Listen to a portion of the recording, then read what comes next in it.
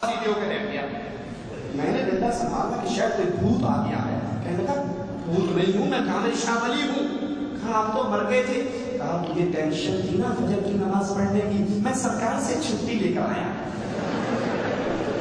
تجھے فجر کی نماز پڑھانے. چلو نماز پڑھ لو. کہا میں نے نماز پڑھ لی. نماز پڑھ کے آیا تو کہنے لگا بس ٹائم ہو گیا. اب پاؤں سے بوٹھوں سے جان نکلی، ٹنگوں سے نکلی، گھٹنوں سے نکلی، الگ سے نکلی. کرتے کرتے مرے الا اللہ کہا اور مر گیا. وہ تو فتنے کے طور پہ زندہ کر دیتا ہے، یہاں مرے ہوئے نماز پڑھانے کے لیے دوبارہ چھٹی لے کر واپس آ جاتا ہے. ملفوظات احمد رضا صفحہ 314 ہے اس کا. 314 پر اپنے پیر کو مردے زندہ کرنے کا اختیار کیسے دیتے ہیں سنیے. کہتے ہیں ہمارے پیر، ہمارے بزرگ وہ گزر رہے، راستے میں سوال ہوا کیا اولیاء بھی مردوں کو زندہ کر لیتے ہیں؟ کہا سیدی احمد جان زندہ پیر ایک مرتبہ تشریف لے جا رہے تھے، راستے میں ہاتھی مرا پڑا تھا، لوگوں کا مجمع تھا، آپ بھی تشریف لے گئے. فرمایا کیا بات ہے؟ کہا ہاتھی مر گیا. ہاتھی مر گیا. اس کا سونڈ پکڑ کے پیر نے کہا سونڈ تو ویسی ہے یعنی زندہ ہے. آنکھوں پہ ہاتھ رکھا، کہا آنکھیں بھی زندہ ہیں. پیٹ پہ ہاتھ رکھا، کہا وہ بھی ایسے ہے. خز ایک ایک عضو کو پکڑتے جاتے اور کہتے جاتے یہ تو زندہ ہے، یہ تو ویسا ہی ہے، یہ تو ویسا ہی ہے. یہ فرمانا تھا کہ ہاتھی زندہ ہو کر پھر خراب ہو گیا. یہ موت و حیات کا اختیار اللہ کے پاس ہے، اور بطور آزمائش دجال کو یہ فتنہ، اس کے فتنے میں یہ بات شامل ہے. وہ کہے گا مر جا، مر جائے گا، زندہ کرے گا، زندہ ہو جائے گا. لیکن جب اس ایک شخص آئے گا اس سے کہے گا مجھے رب مانتا ہے، وہ کہے گا نہیں مانتا، قتل کر دے گا. پھر اسے زندہ کرے گا، کہے گا ہم مانتا ہے. کہا اور پکا یقین ہو گیا تو واقعی کافر ہے تو رب نہیں ہے. پھر زور لگا لے گا اس اہل حدیث مواحد کو قتل کر سکے نہیں کر سکے گا. توحید اس کے پاس اتنی ہوگی. لیکن یہاں آئیے سنیے، مسند احمد میں ہے رسول اللہ صلی اللہ علیہ وسلم نے فرمایا لا يدخل الدجال مکہ ولا المدینہ. دجال نہ مکے میں آ سکتا ہے نہ مدینے میں آ سکتا. ابو ہریرہ فرماتے ہیں، صحیح بخاری کی روایت ہے، 3 باتوں کی وجہ سے جو میں نے رسول اللہ صلی اللہ علیہ وسلم سے سنی، بنو تمیم کے ساتھ میں ہمیشہ محبت کرتا ہوں. اللہ کے نبی نے فرمایا دجال کے مقابلے میں سب سے سخت لوگ بنو تمیم کے ہوں گے. ان کی زکات آئی، آپ نے کہا یہ میری قوم کی زکات آئی. عائشہ کے پاس ایک عورت تھی قید میں، جو ان کے پاس آئی تھی ان کے حصے میں تھی. آپ نے کہا عائشہ اس کو آزاد کر دے، یہ اسماعیل علیہ السلام کی اولاد میں سے. صحیح مسلم میں ہے رسول اللہ نے فرمایا صلی اللہ علیہ وسلم جب اللہ عز و جل عیسیٰ ابن مریم کو بھیجیں گے، وہ دمشق کے مشرقی کنارے میں مسجد کے سفید مینارے پر اتریں گے، اپنے دونوں ہاتھ فرشتوں کے ہاتھوں پہ، فرشتوں کے کندھوں پہ رکھے ہوئے سر جھکائیں گے تو چاندی کے موتیوں کی طرح قطرے ٹپکیں گے. سر اٹھائیں گے تو قطرے ان کے بالوں میں دھڑکتے ہوئے نظر آئیں گے. ان کے سانس کی ہوا جہاں تک جائے گی جس کافر کو پہنچے گی وہ مر جائے گا، اور ان کے سانس کا اثر وہاں تک جائے گا جہاں تک ان کی نظر جائے گی. اور وہ دجال کو تلاش کریں گے، بیت المقدس کے پاس مقام لط پر آ کر اس کو پائیں گے اور قتل کروا لیں گے. صحیح مسلم میں ابن مسعود سے روایت ہے رسول اللہ صلی اللہ علیہ وسلم نے فرمایا مسلمان رومیوں سے جنگ کریں گے، فتح حاصل کریں گے، پھر مال غنیمت تقسیم کر رہے ہوں گے. ایک زور سے چیخنے والا کہے گا کہ تمہارے اہل و عیال میں دجال ظاہر ہو چکا ہے. وہ لوگ سب کچھ جو ان کے ہاتھوں میں ہے اس کو پھینک کر اس کی طرف توجہ کریں گے، 10 سواروں کو اطلاع لینے کے لیے بھیجیں گے. رسول اللہ صلی اللہ علیہ وسلم نے فرمایا میں ان سواروں کو جانتا ہوں، ان کے باپوں کے نام کو جانتا ہوں، ان کے گھوڑوں کے رنگ کو اچھی طرح جانتا ہوں. وہ سوار روئے زمین پہ اس دن سب سے بہترین لوگ ہوں گے. درخت اور پتھر یہ دجال کے ساتھیوں کا بتا دیں گے. جب عیسیٰ علیہ السلام جہاد کریں گے، درخت اور پتھروں کے پیچھے یہودی چھپیں گے. درخت اور پتھر پکار کر کہے گا تعال یا مسلم ان ورائی یہودی، میرے پیچھے ایک یہودی چھپا ہے، آ اور اس کو قتل کر ڈال. صحیح بخاری میں اللہ کے نبی صلی اللہ علیہ وسلم کی یہ حدیث موجود ہے. دجال کو عیسیٰ علیہ السلام خود اپنے ہاتھ سے قتل کریں گے.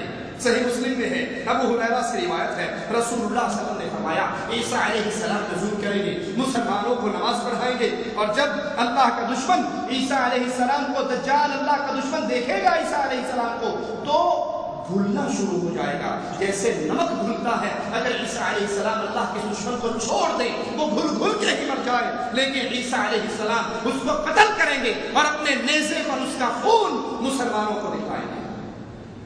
دجال سے نجات پانے کا راستہ کیا ہے؟ رسول اللہ صلی اللہ علیہ وسلم حدیث کے مطابق پہلی چیز دجال سے بچنے کے لیے جو سمجھ آتی ہے وہ اللہ پر توکل ہے، وہ اللہ پر بھروسہ ہے، وہ توحید کی پختگی ہے۔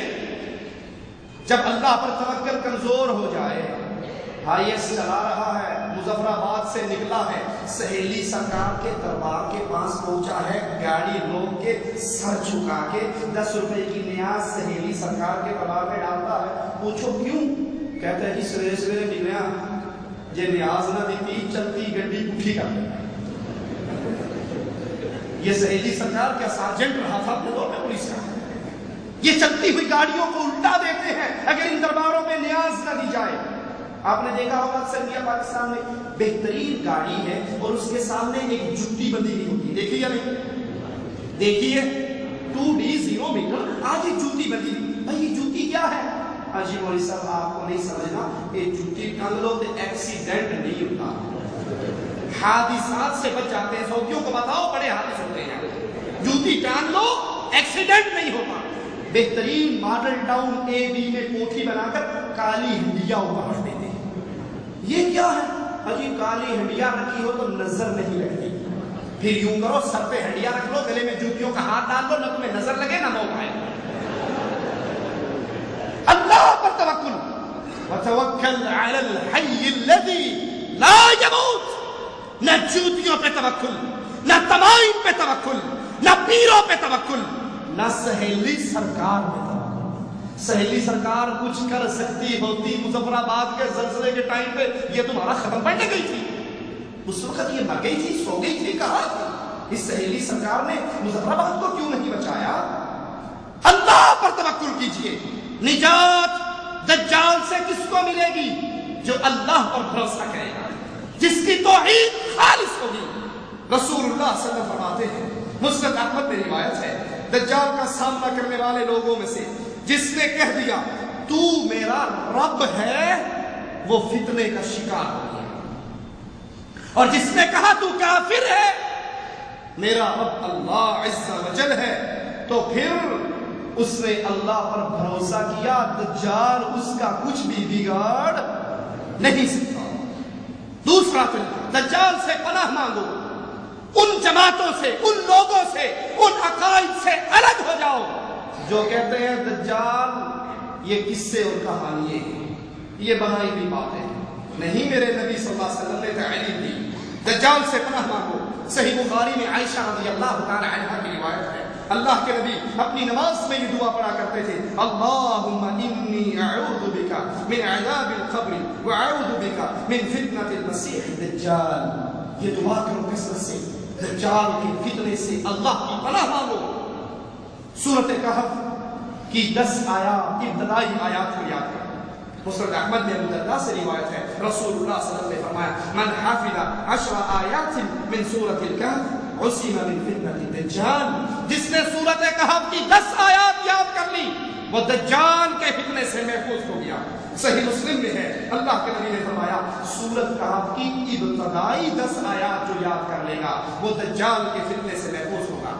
مکہ اور مدینہ میں رہائش رکھنا یہ بھی دجال کے فتنے سے بچنے کا ایک ذریعہ ہے، کیونکہ دجال نہ مکے میں داخل ہو سکتا ہے نہ مدینے میں۔ ابو داؤد میں رسول اللہ صلی اللہ علیہ وسلم کا ایک فرمان موجود ہے کہ دجال کی جب تم خبر سنو کوئی اس کے سامنے آنے سے گریز کرے، اس کے سامنے نہ آئے۔ اللہ کی قسم جب کوئی آدمی اس کے پاس آئے گا وہ آدمی سمجھے گا میں مومن ہوں، لیکن جو شبہ اس کو دیے گئے، جو آزمائشیں اس کو دی گئی ہیں، ان شبہوں کو دیکھ کر وہ اس کے پیچھے چل پڑے گا، اس کی تباہ کرنے لگے گا۔